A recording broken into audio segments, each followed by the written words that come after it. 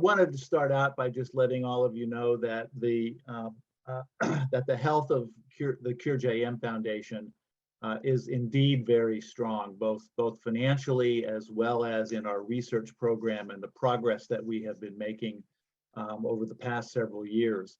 The research committee met just last week, actually, and approved $385,000 in new grants in its current round, and this will bring our total grant expenditures next year to almost 1.5 million in 2022.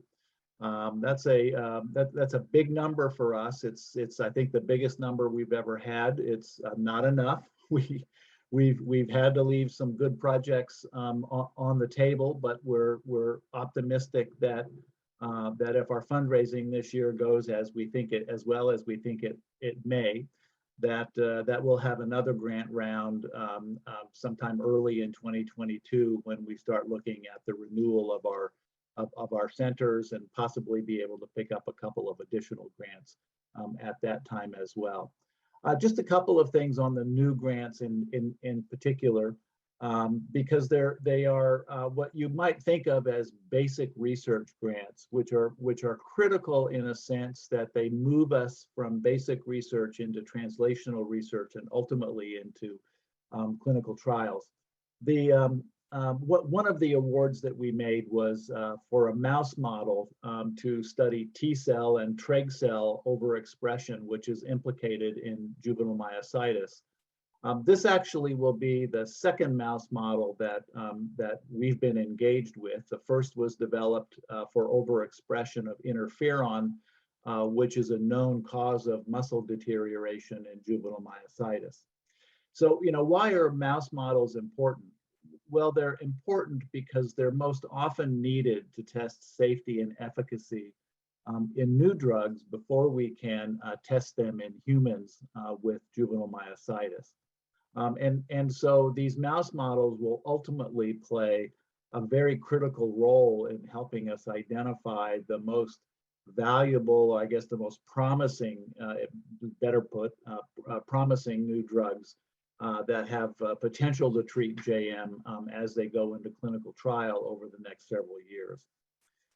Another grant was awarded to discover new and unknown autoantibodies in JM. And what we know about autoantibodies is that when we know the autoantibody, in a child, we can better predict the course and the intensity of disease based on other children who have that same autoantibody. At the same time, 40% of children who are actually tested, those tests result in no known autoantibody. So this grant is actually looking to discover 2 or 3, maybe even 4 new autoantibodies previously unknown to reduce that 40% to a lower number.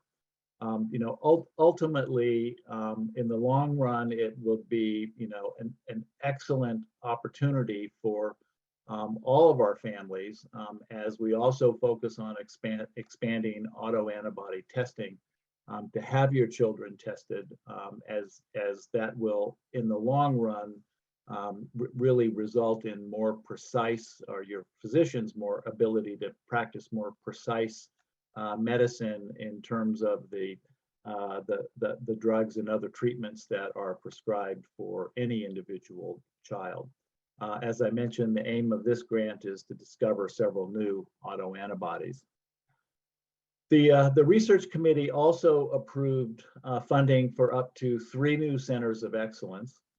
These will join our 4 existing centers of excellence at Lurie Children's Hospital in Chicago, Seattle Children's, George Washington University in Washington, D.C., and Duke University in North Carolina.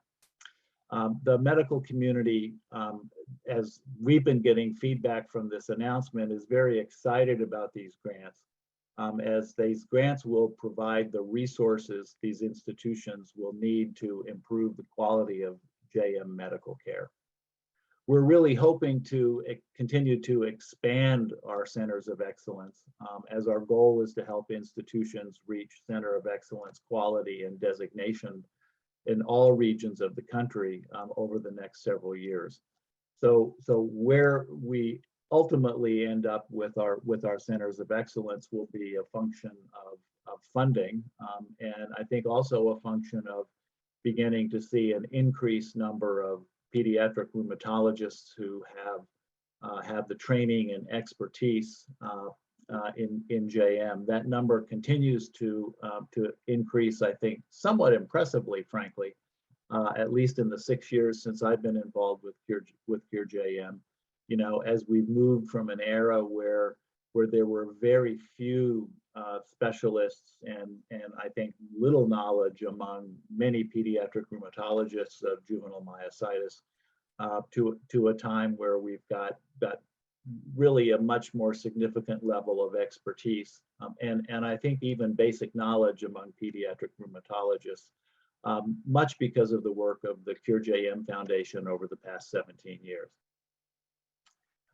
Finally, and I want to talk to you briefly about what my favorite topic is in the medical world, and that is clinical trials. A clinical trial is a test of a drug in humans. You know, it's a test of a brand new drug that has yet to be approved by the FDA, or it can be an existing drug that's approved for a different disease, but which researchers want to test in a new disease. When a clinical trial is successful, the idea is that the owner of that drug will then apply to the FDA for licensure, approval of that drug in the tested disease. That's really our goal moving forward in our drug development program at Cure JM Foundation. There are 3 clinical trials right now that you should be aware of. The first one is in a drug called abatacept. I think it goes by the brand name Orencia, so it's an existing drug. This trial has been conducted over the past couple of years by the George Washington Center of Excellence and a couple of our funded clinicians at GW. And we're looking for those trial results to be published in 2022. The sort of word on the street, if I could say this, is that the trial results look really quite positive, and we're eagerly awaiting the actual data to be shared from the children who participated in that particular trial. The second drug is a drug called baricitinib. And this will be a second clinical trial in baricitinib in juvenile myositis children and young adults. The results from the first cohort, which took place about 1.5 years ago, although there were only 4 patients in that particular trial, but they were very positive, is that patients saw significant improvement in skin conditions, and 2 of the patients saw measurable improvement in muscle strength as a result of use of baricitinib over a 6-month period of time during the time that trial took place. The second trial is really a confirmatory trial. It will have about 20 patients in it. And obviously our hope is that the results of the first trial will be corroborated by this second trial, which is in the final planning stages and which we're hoping will be launched in 2022.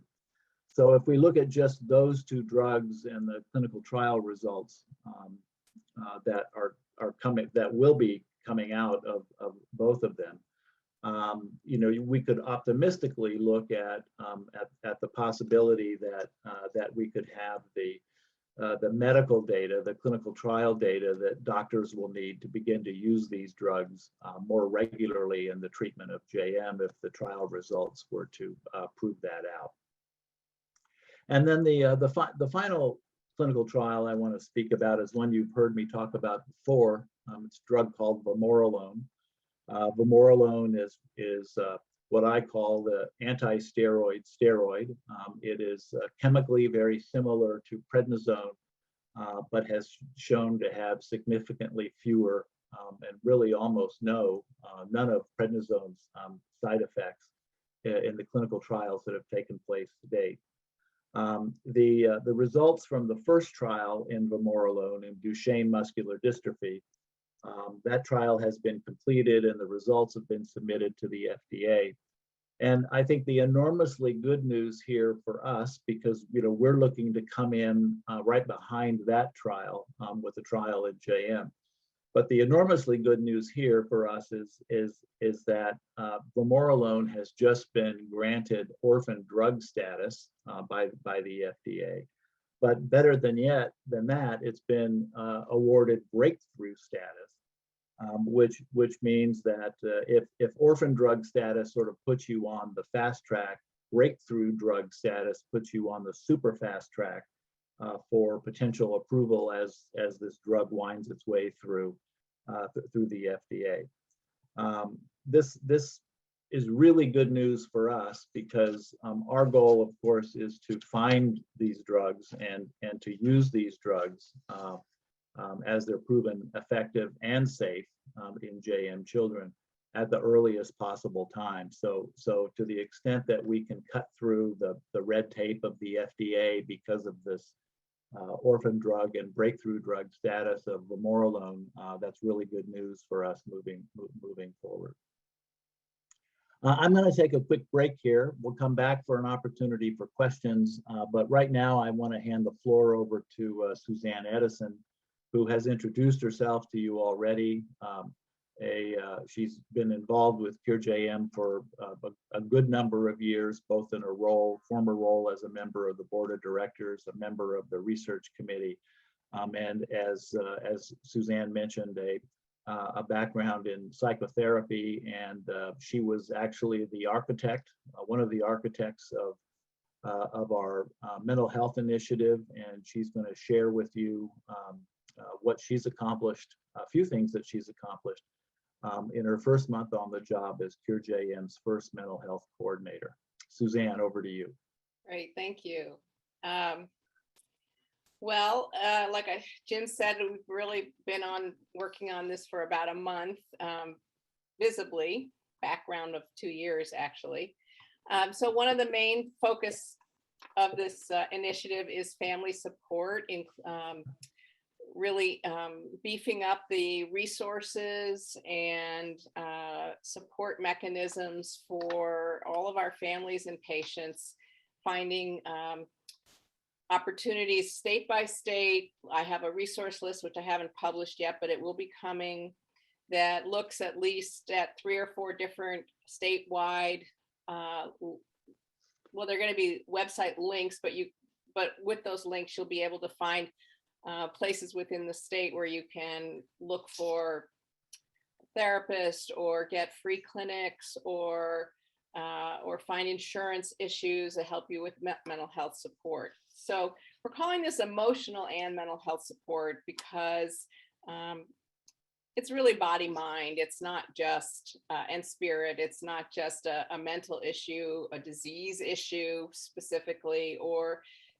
the importance of emotional and mental health is not separate from physical health. So we've really seen that quite a bit over time.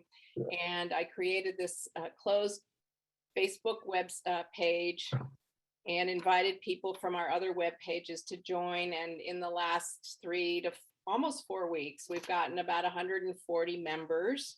And those members are both nationally and internationally linked. And I've created this, what I'm calling an advisory committee, Jim, not just a subcommittee, but a mental health advisory committee made up of some of you all. Sue Carpenter has agreed to be on it. And I have a few more people to ask, and a couple of pediatric rheumatologists across the country who've also been involved in the CARA mental health working group, which I've been a part of. I've been a part of their task force in devising mental health guidelines for pediatric rheumatology, hopefully coming out in 2022, those guidelines. In the same way that we have consensus treatment protocols for medicines, we're going to have some consensus guidelines. They're not going to be called protocols for mental health support. So creating support groups is going to be first on the docket. We have a parent support group coming online sometime October, November. We'll be creating webinars on a quarterly basis. The first one, look for that in probably early December.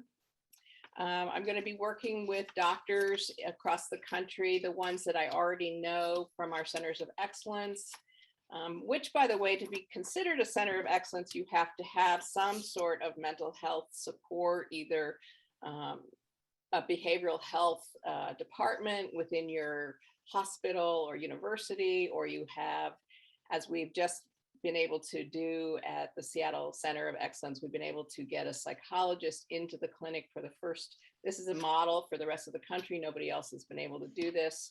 So it's very, very exciting. She'll be in the JM clinic every time a patient comes in. And they'll also, Seattle Children's is working with Duke and Seattle Sick Kids in Toronto on research projects based on mental health. So one of the other things of this initiative is increasing mental health information and resources to all the national organizations. So CARA, ACR, which is the American College of Rheumatology, GCOM, which is the Global Committee on Myositis, Global Conference on Myositis. Yes, right. And IMAX, which is an international myositis research and working group. And if you all have any thoughts or interests or things that you're thinking about, please don't hesitate to email me. I'm at suzanne.edison@curejm.org. And I can be here for a couple more minutes if anybody has any quick questions or thoughts before I turn it back over to Jim.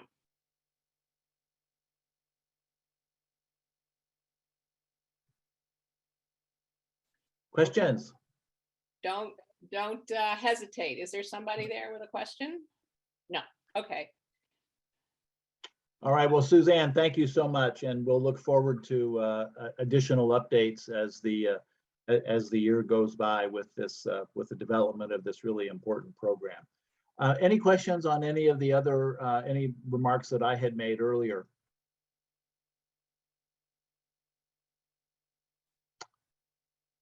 Okay, well, let me close, and then I'll turn it back to Shannon for any additional thoughts she might have. But you know, I want to share with you that the past couple of years have in fact been quite a challenge for not just CureJM, but as I think you all know, for nonprofits across the country who have had to pivot pretty dramatically as a result of how we've all had to live with COVID-19 and how it's affected our virtually every aspect of our daily lives and certainly virtually every aspect of what we've been trying to accomplish as a nonprofit organization and the leader in juvenile myositis research around the world. I've been actually kind of, I want to say, more than pleasantly surprised. In some ways, I've kind of been a little shocked by our success. I think we have fared better over the past couple of years than literally any other nonprofit of which I'm aware.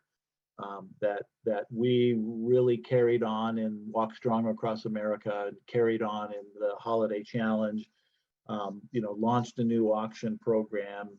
Simonetta has done a fabulous job in expanding our corporate giving, basically our sponsorship program. So we've seen incremental growth in all of these areas of revenue generation, which of course funds all of this research that I've been talking about.